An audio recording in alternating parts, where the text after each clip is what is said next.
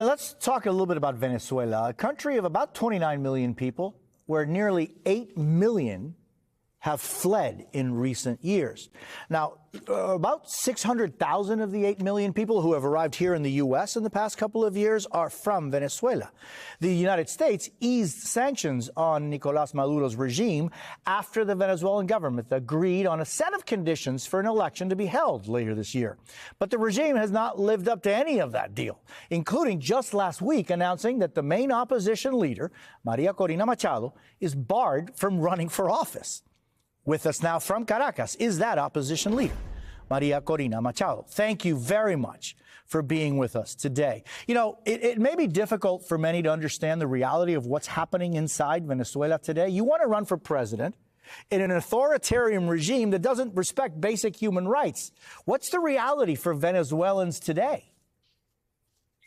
Thank you, Jose. This is a great opportunity. The reality is that almost 90% of our population want desperately change. We want our children back home.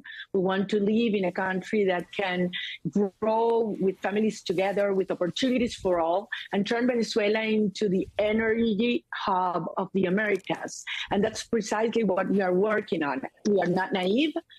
I've been denouncing the regime for years.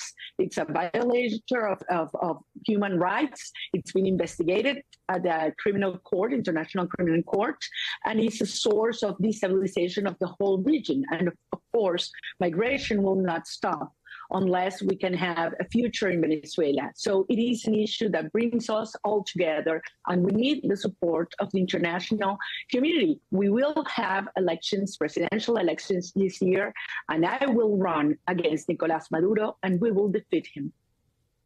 Well, how you are able to do that when you are living in a country with a regime that for more than 16 years, through two different heads, has been controlling everything, shutting down anything that looks like freedom of expression, freedom of even movement.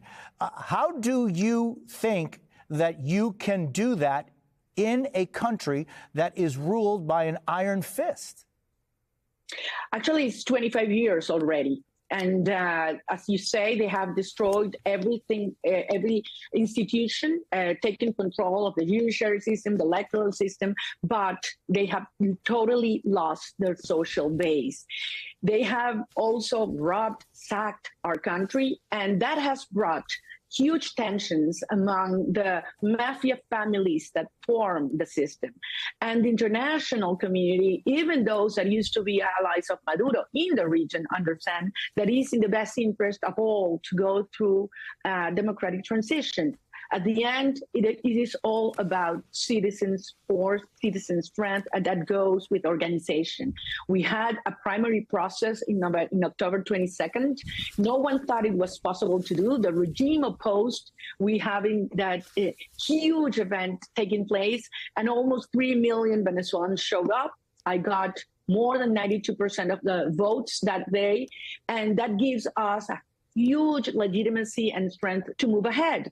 It is hard. It is tough. We know who are facing. This is very dangerous. But at the same time, Maduro will have to understand that it is even in his own interest to accept an orderly transition to democracy. I believe we can have a true negotiation process, and certainly guarantees will be given to all parts. And in this moment, we need more than ever the U.S. community, society, and a bipartisan approach to accompany the Venezuelans in this huge quest for democracy and freedom. So, there are so many times that people talk about root causes and some of the issues behind the reality that we're living through. So we're talking about hundreds of thousands of Venezuelans who have come to this country just in the last couple of years ago. I mean, 8 million Venezuelans have already been forced to leave your country, the country that had the largest oil reserves, has gold. It's just such a rich country in so many ways, and yet it's so poor. And I'm just wondering the root causes of people coming and leaving. Who are the people that are leaving? And do you think that anything could change so that they would not feel that they have no other option but leaving. Imagine a family where there's no father and a mother earns $1 a month as a teacher. There's no future for her children. And she's willing to risk her own life and all kinds of humiliations, walking for months just to see an opportunity for their children back home. And this is happening with our young professionals and students. These are good people, people that love their country. Venezuelans don't want to leave. We want to have our children back home. But if you don't have a future, and you think your family doesn't have a future, you have no option. So unless we get rid of this system through the electoral process, the fact is that many millions, couple of millions or 3 million Venezuela could be living in a new wave. And that's something the governments in all the region, the Colombian government, the Brazilian government, have to understand. And that's why I insist we are aligning the interest of every single international actor. It is in the best interest to have Venezuela bring back our children, our families together and turn this devastation into a prosperous country with strong democratic institutions. It is not going to be easy, I insist. The regime has been willing to do anything to stay in power, but they are today in the weakest position ever. It's important that the world understands that, and the social base and even members of the party in power are coming over to us because they know that we are going to bring back a society and bring justice and freedom to all. Maria Corina Machado, I thank you so very much for being with us on MSNBC. Appreciate it. Thank you very much, Jose.